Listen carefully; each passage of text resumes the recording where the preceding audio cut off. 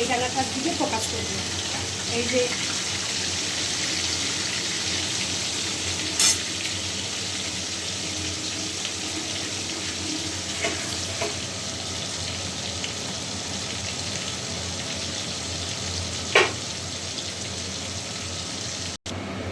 বন্ধুরা, এবার আমি মাছের ঝোল করবো জন্য এক এক করে মাছগুলোকে ছেড়ে দিচ্ছি।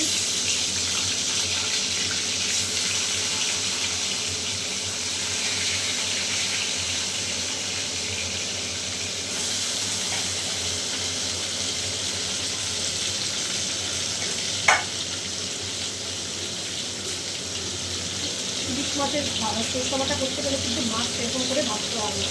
জাস্ট কিছুটা নাড়াচাড়া করে একটু হলুদ দিয়ে লবণ দিয়ে কিন্তু এটাকে কিছুক্ষণ ফুটিয়ে নামিয়ে দিতে হয়। তারপরে কাঁচা লঙ্কা কিছুটা দিতে হয়, তবে অবশ্যই কাঁচা লঙ্কাও দেবো।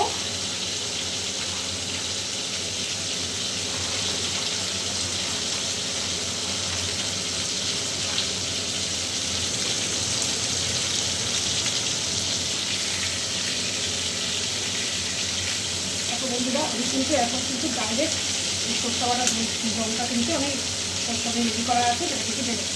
মাছ কিন্তু আমি ভাজবো না। আমি ঢেলে দিলাম জল, মাটি দিয়ে দিই। এই যে দিয়ে দিলাম। এবার আমি কিছু কাঁচা লঙ্কা দিই।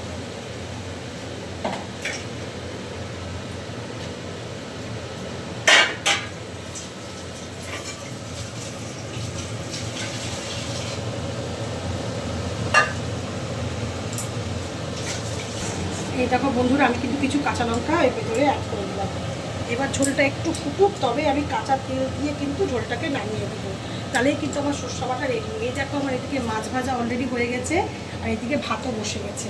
এই হচ্ছে আজকে আমার রান্না। আর এই দেখো মাছের তেল, এই দেখো মাছের তেল।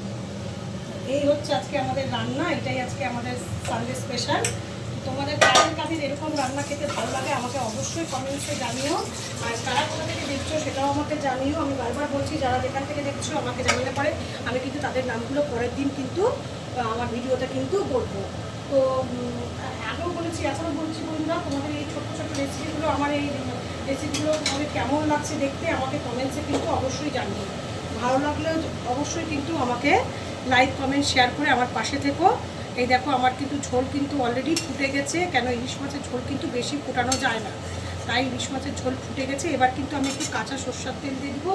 কাঁচা সরষের তেল না দিলে কিন্তু ইলিশ মাছের কোনো স্বাদই হবে না।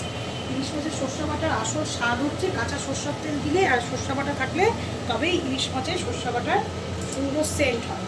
তো ওই দেখো আমি কিন্তু তেলটাও দিয়ে দিলাম, আর একটু নাড়াচাড়া করে কিন্তু আমি কিন্তু এই ঝোলটাকে কিন্তু নামিয়ে দেবো।